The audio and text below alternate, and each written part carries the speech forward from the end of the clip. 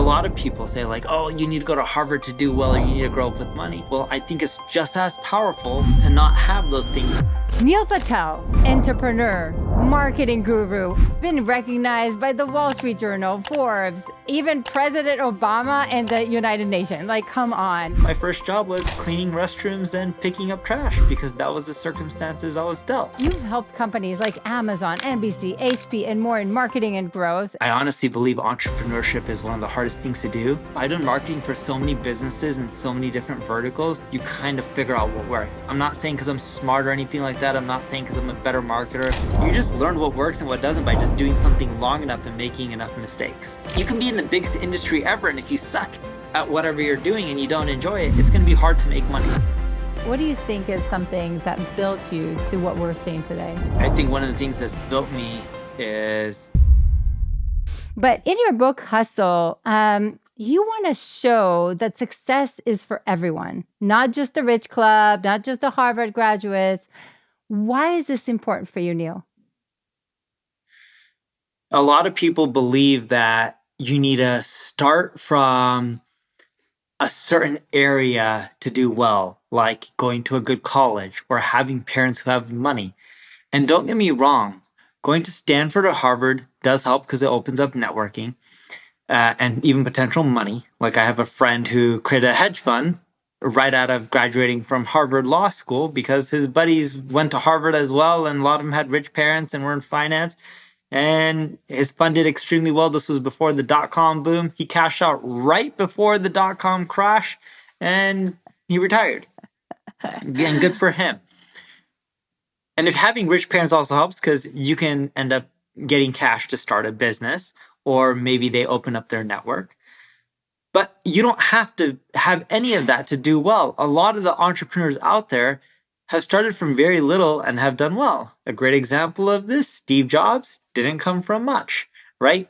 Elon Musk, don't get me wrong, smart kid, but it's not like he grew up with a dad who has hundreds of millions of dollars or anything like that. A lot of it was self-earned. And you have countless examples of this. Mark Andreessen, right? The creator of the internet, or Netscape, not really the internet, but he was early on when it came to browsing. AOL, I believe, was the one who bought his company back in the day. It's not like he went to Harvard or Stanford and grew up with really wealthy parents. Now, for all of those examples, I have countless, examples of people who have also done well, who went to Harvard or Stanford. And funny enough, Elon did go to Stanford. But I also have examples on both sides. And it doesn't make or break you. Like, my mom was a teacher. My dad worked for a bank, not as an executive as a bank. He worked as a loan processor and started at the bottom and never really got anywhere to the top, never even to middle management. And I did okay.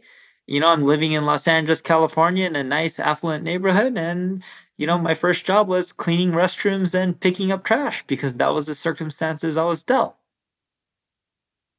And to me, that's really important. Like you said, there's going to be people that ticked all the boxes and studied in every university possible, and they're stuck. And there's going to be people that, that came from nothing and look what they built. So there's both, right? Yes. But for me, I love what you said in your book, Hustle, that it's like, you can do whatever you want. And it's really more about the hustle. Yes, some people, it will be a little easier for them, but guess what? It's going to be hard for them too. So now the only question is, are you willing to continue when other people stuck, right? So for me, that is the big thing. But take us to a young age for Neil, because you were also, yes, you didn't, grow up necessarily with this, but you were also entrepreneurial from a very young age. Take me there for a second, Neil. Yeah, so when I was around 15, I shouldn't have been doing this, but I was selling like music to kids, like music CDs. I was helping people with televisions. I was helping people with cable boxes. I was selling even like stereo equipment that are car parts, right? Like I was selling whatever I could to make money. And I had a reseller's permit from the State Board of Equalization in Southern California. I would buy things from stores for a cheaper price. because a business buying as a business, a lot of times they'll give you discounts. And then I would sell it to people for a more expensive price. And it worked out really well. And I made some money from that combined with working 9 to 5 jobs, although they weren't really 9 to 5. They're more so like 4 to 7 p.m. jobs, like working after school and weekends. A combination of both of them gave me enough capital to really get a kickstart into whatever I really wanted to do.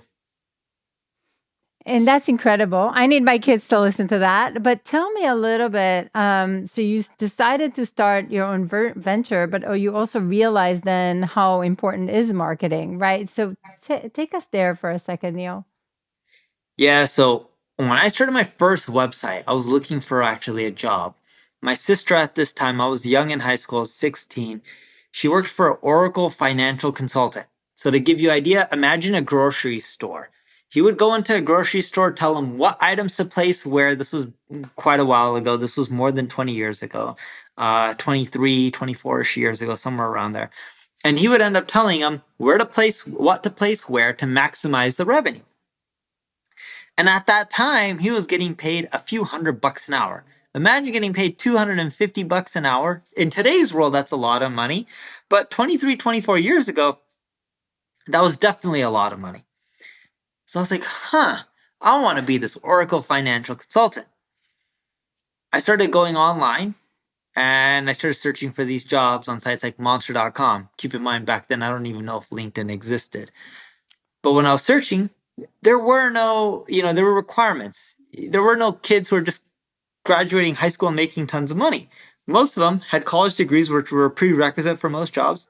And to be an Oracle financial consultant, you need all these Oracle certifications. Keep in mind, I didn't even know what Oracle was, other than there was this rich guy named Larry Ellison. So once I realized I didn't qualify for any of the jobs, browsing these job sites, I realized they were making millions of dollars. I'm like, you know what? I can create a job site like monster.com or Career Builder or Hot Jobs. And if I make 1% of what they make, I'm going to be a millionaire, right? Because if they're making hundreds of millions a year, take 1%, that's rich. Little kid doesn't understand the concept of there's revenue and profit. I just look at it as I'm collecting money if I can make 1%. And I paid someone to help me create a website. And I launched it, got little to no traffic, and I learned you need to do something called marketing. And that's how I got into it. And I realized you can build whatever you want, but if you can't market, you can't convince people to come to your site, you're not going to make any money. Incredible. And first of all, you start in a really young age. You realize, I think for me, for the listeners, I want you to realize the level of curiosity that is needed here, right? Like sometimes we let life kind of pass us by, right? And you just see these opportunities and you're just not going to jump on them. But that curiosity of saying, wait, what is that? Can I get it? Is actually really fundamental. So you jump on this. You do try to find some marketing agencies. They don't know what they're doing. So take us there, Neil. Yeah, so then I found a marketing agency, one in Canada, one in California, paid both of them, didn't get any results, lost my money, and I didn't have a ton of money. Maybe I wasn't paying the right marketing agencies. Got little to no results, had no choice but to learn it on my own. Got decent at it. My site started getting really good traffic within 6 months. I still wasn't making any money, but I was like, I can do this marketing part. I'm terrible at this revenue generation part. And at that time, I really wasn't thinking about entrepreneurship. I was like, you know what? I was a little bit of a book nerd. I'm like, I'm just going to go to college, get a degree, and go get like a job at Microsoft or something. But I started college early with nighttime classes while I was in high school. So I did a class on Speech 101 when I was around 16 at a local community college. And my first speech was on how Google's algorithm works. And someone in that class worked for a power supply manufacturer. None of us would really think power supplies, big industry, but there's power supplies in everything. Heart resuscitators, Boeing airplanes, and the company I was working with provided the power supplies to a lot of these corporations. And through digital marketing or SEO, I was able to drive them around $20 to $25 million worth of additional revenue. And it wasn't all me because you had the sales team who had to close the revenue, product had to fulfill. But they were just paying me 5 grand a month. We were barely spending money on ads. It was mainly SEO. And they were just like, we're really happy with you. And the owner of the company, his son owned an ad agency called Tonic LA at that time. I don't know, think they exist anymore. And he introduced me to Blue Cross Blue Shield, Countrywide, and ING Direct. And what he was doing is closing the clients on his end and just being like, hey, my dad pays you 5 grand a month, so we'll just give you 5 grand per month per client, right? And I was like, sure. So being 16, making 20 grand, not having tons of overhead, I was happy. And that's how I really got started. Wow. So, and take us there. So you're 16. I mean, you're already getting these opportunities, which is incredible. Um, Tell us about college. What did you decide to do, and what's your thoughts around college overall? So my parents told me if I don't get a college degree, no good Indian girl is ever gonna marry me. And so I went to college because they wanted me to. I didn't want to myself. And my parents weren't making much. And I'm not saying I was making a lot of money or anything either. I'm not saying I'm well off. But that at that time, I was making more money than they were on a monthly basis combined. So I didn't want to Amazing. go to college. I went to the local college called Cal State Fullerton because just didn't care to do anything. I didn't even take my SAT 2s, which were required for a lot of colleges. And I was like, I don't care. I don't want to go to school. So I was making it hard to get into any college that was somewhat decent. Got into Cal State Fullerton. Of course, it wasn't hard. I had good grades until I started making money, good SAT scores. And what ended up happening was I didn't want to finish graduating. My sister did a lot of my online classes because my parents wanted me to get a degree. And going into school, I took enough AP and IB classes where I should have been able to graduate in 2.5 years. But it took me 5.5 years, if I'm not mistaken. And my sister did quite a bit of my classes. I know I shouldn't be saying that, but it's just the reality. And fast forward to the future, didn't get married to an Indian girl. The college degree didn't help with marriage because over time people didn't care. And my parents eventually were like, we don't care who you get married to, just get married. And eventually I did get married and had kids, and my parents were happy. I love that story. Um, and um, and I think, there's something that you talk a lot about in terms of, the practical work will actually eventually, and the experience will eventually be so much more important, which is exactly what, eventually you prove that you are a marketing genius, and it has nothing to do with what you actually study. Um, so take us there a little bit, because there's there's a 10,000 hour rule that usually going to say, hey, you're Yeah. going to need to work on 10,000 da da da. But actually, that's a horrible, like, that really scares most people because they don't even know if they can afford 10,000 hours. So how do we shorten the cycle? Yeah. So doing something long enough really helps. I'm not saying college is bad or good, but sometimes doing certain things helps kick people in the butt. You mentioned you were in the Air Force. I don't know if Yeah. that was here or overseas. Yeah. And being in the Air Force gives you, you know, regimen. Like you're gonna have to wake up. You're gonna have to do certain things at certain times. You have no choice. It makes people understand how hard life can be and how you have to do things whether you like them or not. So I think that's really good for people. But spending 10,000 hours on something, I think, is a little excessive, especially at the beginning, because most people don't know what they want to do in life. And what I recommend to people is just go try a lot of things. Spend an hour, spend 5 hours. What you'll find is a lot of the stuff you suck at, you won't like. A lot of the stuff you're naturally decent at or good at, you'll like, and you'll be willing to spend more time on. And you'll naturally spend 1,000 hours and get better, and 5,000 and then 10,000 over many, many years. But you'll spend the time and energy needed because you want to, because you're enjoying it and you'll get really good at it, and it makes it easier to monetize. But you can be in the biggest industry ever, and if you suck at whatever you're doing and you don't enjoy it, it's going to be hard to make money. You really want to try a lot of things, use process of elimination, and double down on the stuff that you're naturally good at and you love. and they tend to go hand in hand on what you love and what you're naturally good at. Right. And to me, I'm very big on an experimentation. And you're right. A lot of it is coming either from the Air Force or startup ways, right? But you want to experiment because at the end of the day, the clarity comes from action, not just thinking about it, dreaming about it. Like you need to get the momentum. And then guess what? The hours somehow add up when you are in the momentum. But so you co-founded multiple companies since Crazy Egg and Kissmetrics, and now you have Uber Suggest, and you have your own agency. Walk us through a little bit of how this all started, and some of maybe the hard moments, but also the learning.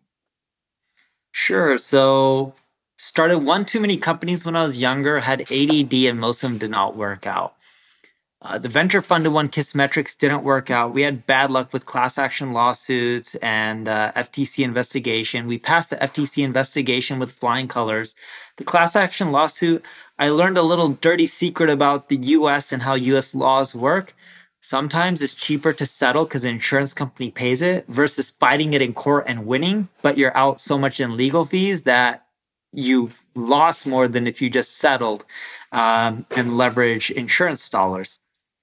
So for me, the Kissmetrics would have been sold. We had a few people circling to buy the company if it wasn't for those two things, but eventually the company didn't work out because it really derailed the trajectory and the growth with the lawsuit and the FTC investigation.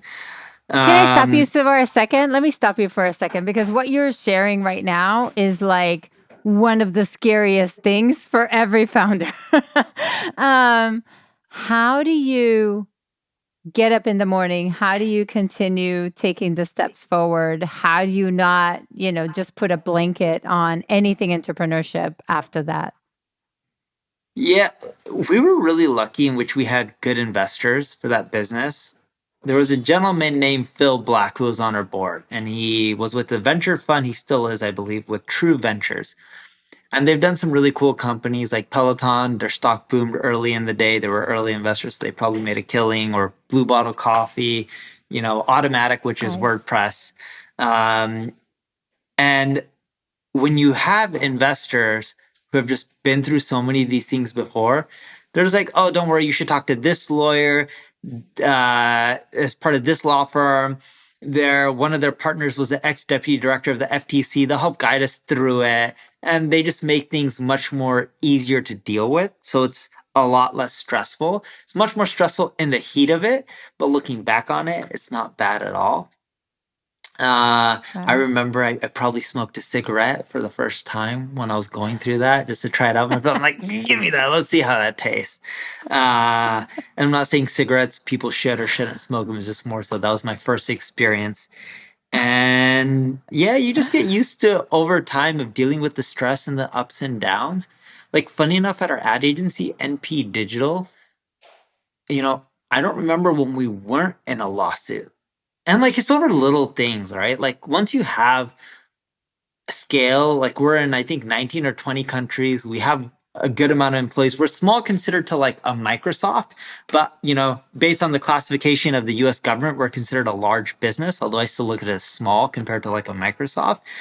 You're going to run into silly little lawsuits. Like I've had and a lot of them aren't necessarily lawsuits, they're just like legal issues. Like I've had people, you know, come and say, hey, they start and then they show up to the office one day. We're mainly remote now these days.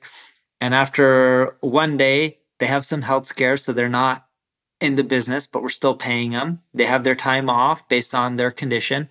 And then 3 months later, when they have to start coming back and working, they'll be like, I had sexual harassment. I'm going to see. I'm like, wait, you're only in the office for one day for like 6 hours. What was the harassment? Oh, people were really mean to me on Slack. And I'm like, we keep all the logs. I'm like, where is it? But like sometimes like, even when we have in-house counsel and of course we pay law firms, but like sometimes it's just cheaper to be like, here's $1,000 goodbye than it is to like fight things because fighting it, whether you have in-house resources or external, it still costs money. Everything costs money. So it's an Mhm. equation. And you're dealing with a balance, and it's nonstop. Like the horror stories that must come out of a Microsoft or Apple. Like when you have 300,000 employees, I don't know what companies go through. It must be crazy Crazy. and not necessarily painful because a lot of the people at the top are not dealing with it. But like even this example, I didn't know about it until 6 months later, and they were just like, yeah, the person couldn't prove anything. They said they had screenshots. When we asked them for the screenshots, they came up with nothing. And when we went back, because you can see history in like Slack and stuff, they're like, we found nothing. We showed them all their conversations. They couldn't point out anything. They still said they're going to sue. They had a contingency based lawyer, and they're just like, look, it was cheaper to give $1,000 check than it is to deal with anything. And yes, sometimes it's principle, but it's like, do you want to spend 10 grand fighting anything, or do you rather just pay the $1,000 and move on? And that's Make it life. go away. Oh my God. Yeah. So, I mean, and I think it's really important, and I appreciate your sharing that, because I think it's really important for the listeners to see the journeys and see the real truths. Like there is it's really fun and exciting when things happen and it's growing and oh my God, and I'm hiring and this is so cool. But in the day to day, there's also a lot of crap that we need to go through as you're growing something. Okay, so Kissmetric had a lot of issues. And then tell me more about, because Crazy Egg went actually really well. So talk to me about, how do you decide to continue going to the next entrepreneurship versus saying, okay, never mind, let me just like hang on something safe. Like what made you continue? Yeah, so Kissmetrics was a spin out of Crazy Egg. And Crazy Egg is a much older company. I don't know how old it is now, maybe 16-ish years, I'm guessing, maybe more. What I ended up learning over the years is if you do something long enough in a decent enough market, like a big enough market, you can grow. Just most people don't pick a big enough TAM. Crazy Egg has a okay TAM, but it's not the biggest TAM. And people don't do it long enough. And when I say okay TAM, I'm not saying Crazy Egg is really tiny, but it's not a big TAM like CRM or operating Right. systems or mobile phones or, electric cars. Those are like really, really massive TAMs. Even my ad agency, NP Digital, it's in a big TAM, but it's not as big of a TAM as like housing. You know what I mean? Right. Everyone needs a house or electricity.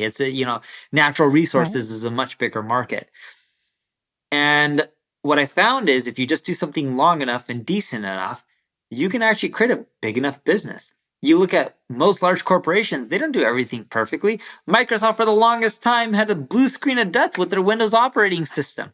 The younger generation doesn't realize it, but us older generation, you're young, but I'm old, and we realize the blue screen of death because that was just ingrained in our head. Salesforce, great product, but you got to pay consultants to help you use it and developers to help make it work right. And it's not the most usable product, but it's just a big enough market. And you end up learning that not everything has to be perfect. You look at Tesla, their company's worth an arm and a leg. Go sit in a Tesla car. We have one, so I'm not trying to knock everything about Tesla. I think Elon's an amazing job with technology, but go sit in that car driving from Los Angeles to San Francisco. The seats are extremely uncomfortable. If you sit in a Mercedes seat, it's 5-10 times more comfortable, and your back is less likely to hurt on the journey. Well, in a Tesla, it's almost guaranteed to hurt. For most people, it's going to hurt in that 6-hour journey. But in a Mercedes, you're usually good. And it doesn't mean you have to do everything Interesting. perfectly to build a big company. Does it mean Tesla's bad? No. Does it mean Mercedes bad? No. There's, different products for different people. And that to me is really interesting. We do have two Teslas and I love them, but maybe I don't drive that much. I admit everything is over Zoom now. Wait, Um, what's the longest journey you've done in a Tesla? Probably 4 hours to Tahoe, but not much. Like probably done it like twice ever, Yeah. like I just don't do it much. And you're usually going to need to charge anyway on the way. So at that point, you're just like, by the time you go get coffee and dinner, it's like, I'm okay now. But anyway, but yeah, it's not, nothing is perfect. Even, we were just moving to HubSpot, and that's been a nightmare. So it doesn't mean, it doesn't matter what the size of, there's always going to be issues. And I think that is really important, to not be hard on yourself as well. So, okay. So you're continuing this entrepreneurship endeavor. Your agency is growing like fire. But I think one of the interesting things for me, Neil, is that you had the intention from the get-go to, and the realization how important it is to build that personal brand for yourself, and how that will be a big portion of what's actually going to create marketing for yourself, for the business that you are in. And that's, unfortunately for me, I did not realize it until about a few years ago. And now I teach in Leap Academy, but it took me a few decades to learn that. First of all, what made you realize it? And how do you continue to cultivate that personal brand that you built for yourself? So funny enough, when I first started out, I had no intentions of building a personal brand. I just created content. And I did that because I didn't have the money to spend on advertising. So it was my way of marketing without having the big budgets of the larger corporations. And over the years, my personal brand started building because I was speaking at events, creating content online, then leveraging social media. Social media wasn't as popular when I started. Um, and it just all started adding up, sending out email newsletters, doing in-person, networking events, and the list went on and on. What I found over the years is you can build a company through a personal brand. It helps, but it's hard to build a really large corporation from a personal brand. The biggest companies are not personal brands. You look at Kylie Cosmetics. I'm not trying to knock her. Kylie Jenner did an amazing job, but it's nowhere near the size of L'Oreal or Estee Lauder, right? Again, she did an amazing job with a personal brand, way better than I did. Not trying to knock her. I'm just trying to compare the size of a personal Right. brand versus a corporate brand. I think Nike's done it the best. We're going to leverage Jordan. We're going to leverage Kobe Bryant, who sadly passed away a while ago. Mm-hmm. We're going to leverage LeBron James and all these athletes to help them promote our corporate brand. And that's done extremely well for them. Heck, even Salesforce, I watch CNBC every once in a while, when AI started really coming out, you would see Salesforce commercials with Matthew McConaughey, talking about Salesforce and AI. And these corporations leverage personal brands all the time. But the key is if you want to build something big, build a corporate brand. It just makes more than personal brands, but there's no reason why you can't have both. And I think the best combination is both versus one. And if you don't have the time and energy to build a personal brand, leverage a lot of them to promote your corporate brand. And that works as well. Incredible, because I think it did help in the beginning for sure, right? Like I think when you Yes. don't have a lot of budget, it does help. And then you can get, once you have the snowball and you have the employees and you have the marketing, now you can start creating, and delegating and bringing in people. So when you continued, and now you have Uber Suggest, and your own agency, how do you see the difference of what you're building now versus what you built earlier on with Crazy Egg and Kissmetric? Honestly, at this point, we don't really build anything. We just buy. The team does continually add features and maintain the companies and try to grow them. But we spend more of our money on M&A and just buying up competitors than anything else because it just tends to be more efficient and a better use of money than trying to create things from scratch. I honestly believe entrepreneurship is one of the hardest things to do. Going from 0 to 10 million is really hard. It's much easier to go from 10 to 100 in a big organization or 100 to a billion. And I think starting it up and getting to the first 10, most people don't hit those milestones. So what we just like doing is we just like finding the companies that have built something we want, buy it, and then we approve upon it and scale it. And that's the model we've been leveraging for quite a few years, and we like it. There's no right or wrong playbook. People like Apple like building things from scratch, creating even new markets or reinventing existing markets. I believe entrepreneurs and owners and leaders need to play on their strengths, right? I'm really good with finance. I'm really good with marketing. It's easier and more efficient for my co-founder and I, who's really good at sales and recruiting, to just go buy something that is great, but they haven't got enough traction and just give it the traction it needs with sales and marketing. Wow. That's such an interesting model. Do you know how you got this? Like which one was like the first time you bought a company and you just realized, you know what, there's something here. Can you share a little bit of that, Neil? Yeah, we bought many companies over the year, but like Ubercess, never created it. Bought it for 120,000. I think we put maybe $3 million into the product. I'm taking a rough guess. And we made our money back fairly quickly. It makes more than that in profit a year of whatever we spent. Another one that we did was we bought a tool called Answer the Public for 8.6. Yeah. They said it was doing around 120,000 a month in profit. It wasn't, because it said 120,000 in profit. Our only expense is servers. Well, what about employees for support? What about people to refund unhappy customers? Like, oh, we don't have any of that. You don't really need to do it. I'm like, yes, you do. So its true profit was probably, call it 600-700 grand a year. So, we probably paid closer to 12-ish times, 12, 13-ish times profit on the business. But when we took it over, we were able to provide really quick growth. And within 6 months of spending time on it, we bought it and we let it sit there because we didn't have time for our integration team and some of our development team. But just in the first 6 months, we've owned it for quite a bit longer now, and we've seen good growth even after. But in the first 6 months, we were able to take it from, call it, 60 a month in profit to 200 plus grand a month in profit, literally in just a 6 month time. And then we were able to see more growth after that. But a lot of times there's just little things that you need to adjust and tweak to get more growth.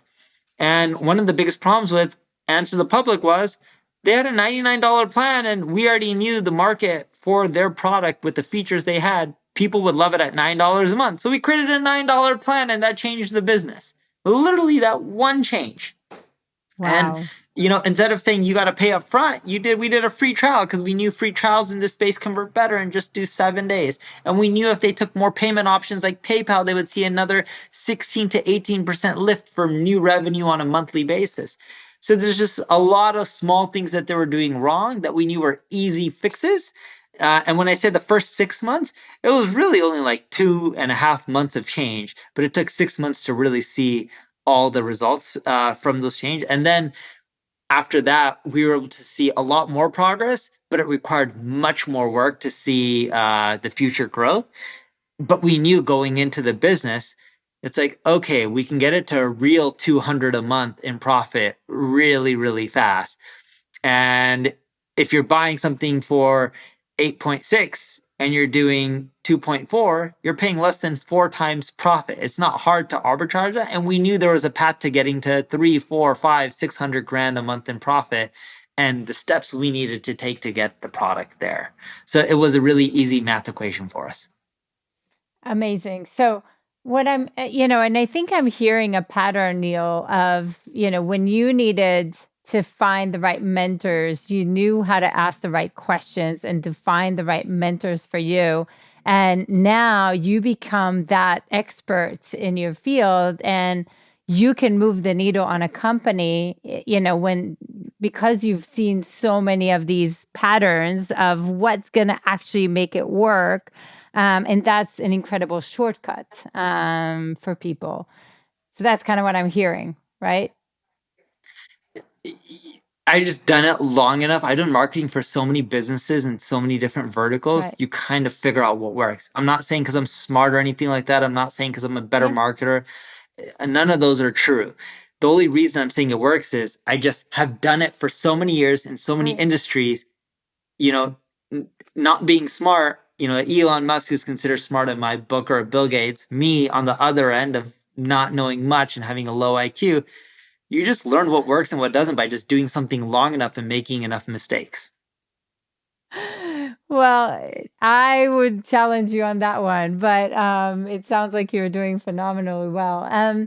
And you talk a little bit about, and I love the phrase. I think you call it renting your dreams. And sometimes you say to people that it's okay sometimes to say, to compromise or to decide that you want to do corporate, or you want to go to a specific role, or you want to do something specific.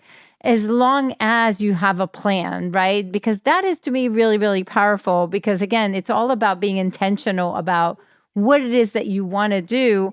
And if you need, we call it a mini leap. If you need a mini leap right now in order to stabilize, great. But as long as you understand what you're doing, talk to us a little bit about this concept for you. Yeah, Jack Ma said it best. If he would recommend someone who's young to go work for someone else, learn from all the mistakes, build a network, learn on their dime. And then once you have the experience, maybe 7, 8, 10 years later, go start your own business. And a lot of times, just going and doing something on your own right away isn't necessarily the best choice. Reason being is there's a lot that we can learn over the years. There's a lot of things that other people have done right that can help us in our future. There's a lot of networking opportunities that you can use in your future from the relationships you build from working for others. And if you have this end goal, the quickest path to getting that end goal isn't necessarily to go from where you are to just try to do that. Sometimes you need to go in between and take a few extra steps to really accomplish what you're looking to do. To me, that's exactly it. But again, as long as you know why you're saying yes Yes. to things, why you're saying no to things, which I unfortunately had my eyes shut for about 2 decades, because I was just, all I knew is to work harder and harder and to hope that that's gonna be it. That's gonna be the thing that will take you to the next level. And as long as you're more intentional and strategic about every move you make, all good. Just know why you're doing what you're doing. And I think that's a big lesson here. Um, and And you hit the key, yeah, you hit the nail on the head, right? In which you have to be intentional with your decisions. You're going to have opportunities that arise in between, but if that opportunity can make you more money in the short run, but it's going to derail you from your goal, a lot of times you're going to have to learn to say no, and it can be painful, but you got to think very long term. I love that. And again, just know why you're saying something, right? And not just go with the wind or sleepwalk through life, right? Um, Now you got some. Again, there's a lot of people that will get various awards, and I don't know, but awards from Obama, the United Nations, like you got some things that nobody else does, or at least it's very, very rare. How do you create your own luck or create that to even be a thing, Neil?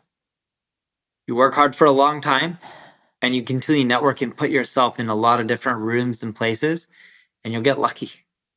A lot of people think luck happens from just people randomly, but what they don't realize is they're trying and they're in so many different places that good things just happen because of hard work. And what ends up happening is a lot of people are just stuck in their ways and feeling like they're unlucky, so they don't do much. Well, if you don't do much, you're not giving yourself the opportunity to get lucky. But if you keep going to meetings and you keep speaking at events and you keep creating content and marketing your business and you keep trying to sell, eventually you'll get lucky and things will start going your way, assuming you're learning from your mistakes and continually improving. Amazing. Absolutely true.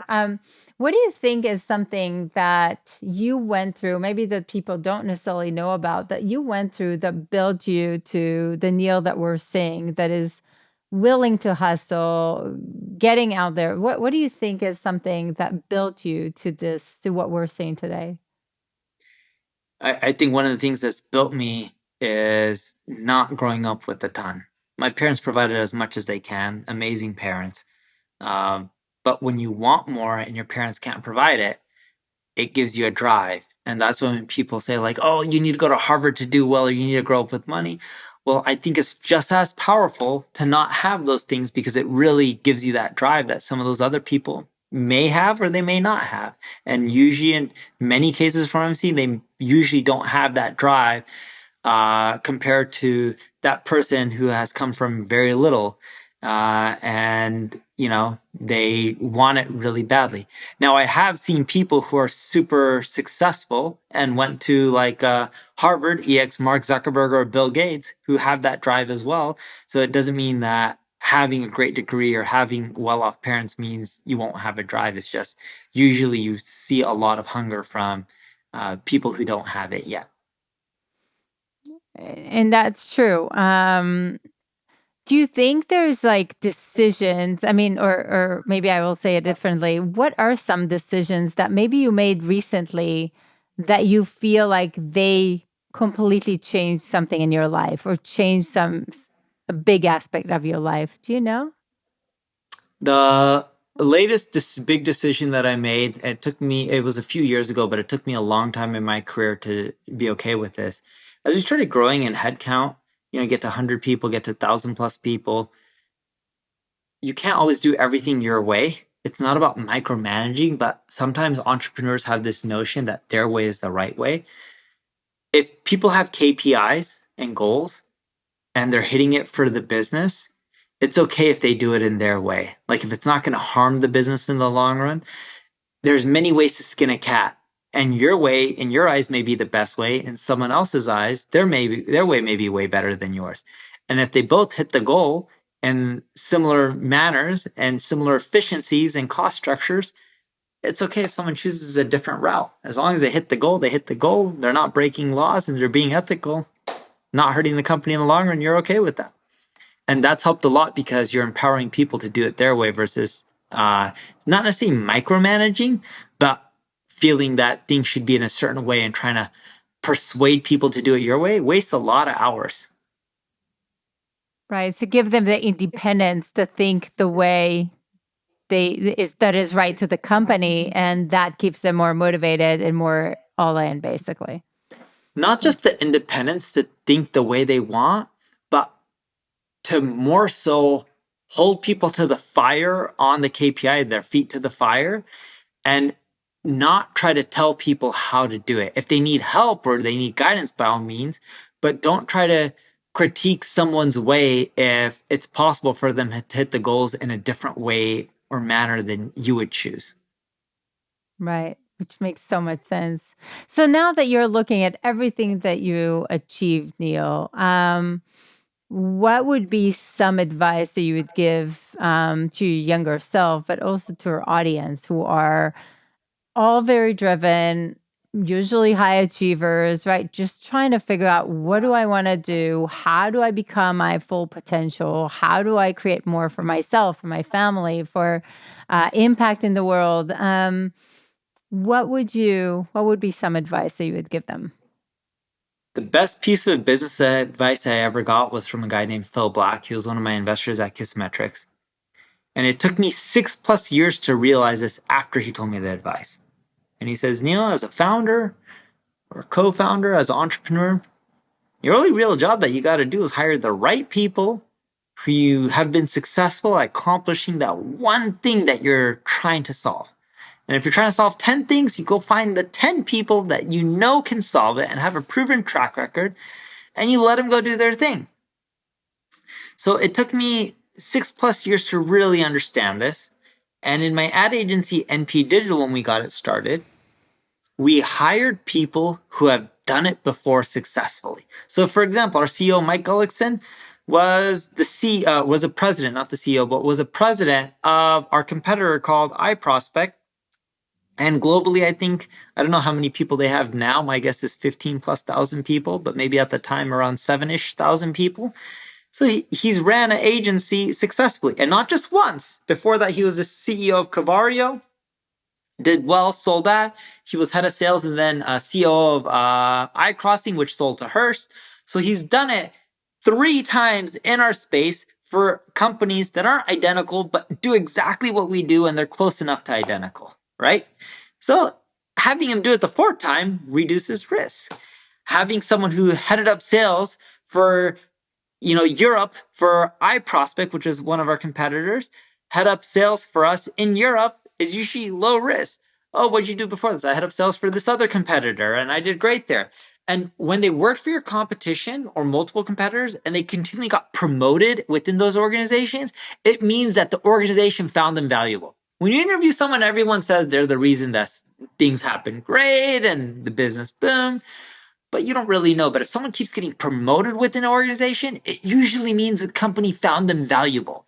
So if someone stayed at a company for a while, kept getting promoted, and they worked at a few of your competitors and they got promoted at both of them, the chances are when they come to you, they're going to do well, assuming they're a cultural fit. And how do you afford them? Like if you're the small and the underdog, how do you afford the big shots? Like how do you afford the ones that you really want? You work your way up to them. So there's a person who worked for your competitors who was great at growing them from 0 to $1 million or 2 million in revenue or even 5 million. There was another person who's great at growing them from 5 to 10, and another person from 10 to 100, another person from 100 to a billion. Go find the people in different roles that helped them throughout different stages and get them for that stage that you're in. The people at the earlier stages are much more affordable. Sometimes they're going to be expensive, but you can compensate them through equity or you can raise money, right? There's many ways to convince people. Absolutely love this. Neil, what do you want if our listeners here are, curious about what Neil is doing, all this SEO secrets that he has? First of all, I will just say, just go to his site. We'll have it all there. And you have all these like really cool funnels and, check, things for SEO. But what would you say to people that are debating, like, what does Neil provide? Yeah, so we provide anything when it comes to digital marketing, and we teach people how to just get more traffic and grow faster. Our ad agency, NP Digital, just does it for companies on a global scale. But if you want free advice, neilpatel.com. All my social handles are Neil Patel and teach marketing every single day. Or if you just want us to do it for you, check out NP Digital. Incredible, Neil. Thank you so much for the time, for just being so humble and honest with our audience. And I'm sure, it's just incredible to watch you grow. Thank you. Thanks for having me. More episodes that you're going to love are right around the corner. So definitely make sure to click the like button and subscribe to our channel. Also, who in your life should see this today? Do share this with them. This will inspire and help those you care about and helps us continue to bring amazing guests. And I will see you there.